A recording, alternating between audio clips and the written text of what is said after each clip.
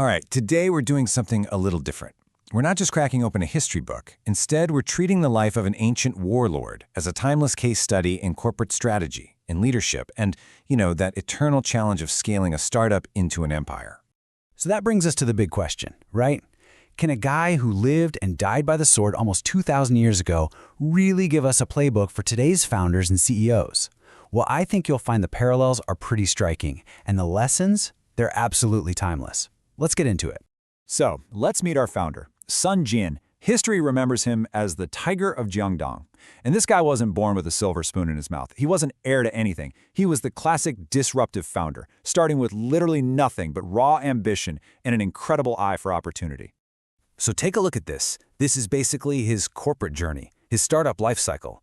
At just 17, he launches his first venture.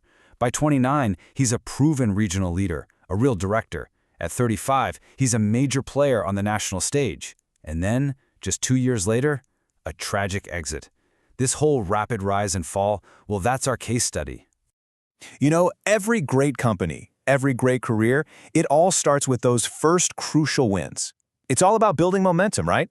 You got to establish your reputation and prove to the world, and honestly to yourself, that you can actually deliver. And Sun Jian's ability to deliver, it was all rooted in his core character. The history books talk about his indomitable spirit. Now, this wasn't just about being brave on a battlefield. This was that unshakable self-belief of a founder who just knows they can execute. That's a trait that is absolutely essential if you're starting from zero. So get this. His first big break comes when he's just 17. He sees these pirates dividing up their loot, and instead of hiding, he just charges forward, bluffing them into thinking he's got a whole army with them. This is play number 1, seize the initiative. He saw a market need, security, and he took aggressive first-mover advantage.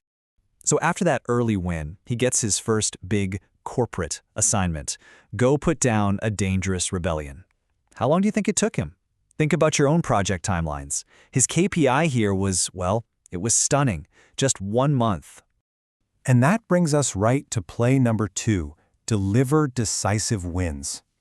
By crushing a huge rebellion in just 1 month, he did way more than just win a battle. He delivered proof of concept. He built his personal brand as a leader who could get things done faster and better than anyone else. This illustrates something so powerful. Play number 3, lead from the front. In one battle, they were completely surrounded. So what does he do? He gives his own signature red scarf to one of his men to act as a decoy, letting the main force escape. He literally put a target on his own back to save his team. Now that is how you build fanatical loyalty. Okay, so at this point, his reputation is solid. Sun Jian is a major player. But one discovery, one incredible asset acquisition, was about to change the entire game for him. So there's this massive coalition war going on, and Sun Jian is pretty much the only general to score a major victory. He pushes this tyrant, Dong Zhuo, out of the capital city. His troops march into the ruins, and there, in the ashes, they find something that's going to alter his destiny forever. They found the imperial seal. Now, this wasn't just some fancy piece of jade. This was the symbol of the ultimate right to rule.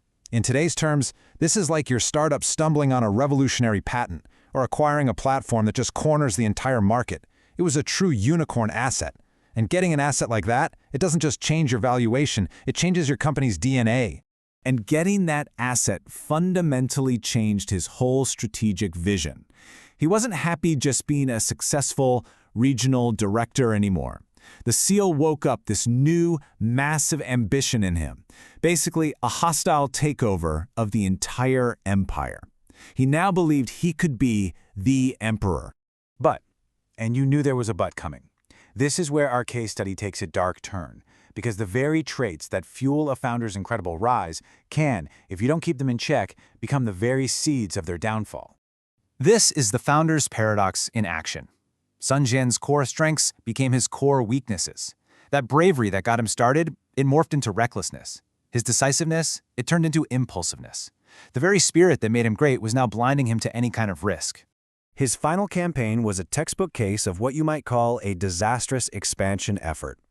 He was just so high on his past successes, so driven by the power of his unicorn asset, that he chased a retreating enemy, ignored every single warning from his team, and charged straight into a trap. He was just 37 years old. Think about that for a second. an age when a lot of modern founders are just hitting their stride, maybe raising their Series B, his journey was just cut short. And in that ambush, the Tiger of Jiangdong was killed. It's really the ultimate cautionary tale. Ambition, if you don't temper it with wisdom, can be absolutely fatal to the founder. But here's the twist. The founder's story might have ended right there, but the story of the company he built, well, that was just getting started. And this might be the most important lesson of all. See, Sun Jian's greatest achievement wasn't any single battle he won. It was the foundation he laid. He built a culture, a brand, and a team so incredibly loyal and strong that it didn't just survive without him, it thrived. And that foundation, it became the bedrock for the future kingdom of Wu, one of the three major powers of that entire era. His sons used the reputation and the loyal forces he left behind, and they went on to achieve the imperial ambitions that he never could. His real legacy was a succession plan built on culture. So, let's boil this all down into a clear playbook. Here are the 5 key takeaways from Sun Jian's career. 1. Seize the initiative. 2. Deliver fast, decisive wins. 3. Lead by example, share the risk. 4. Identify your imperial seal, know what a real game changer looks like. And 5, maybe the most important, temper your ambition with caution. Which leaves us with one final thought for you. Every leader, every team, every one of us, we're all chasing our own version of that imperial seal, that game-changing project, that one breakthrough product. The question isn't if you're chasing it. The question is, when you find it, are you prepared for the consequences?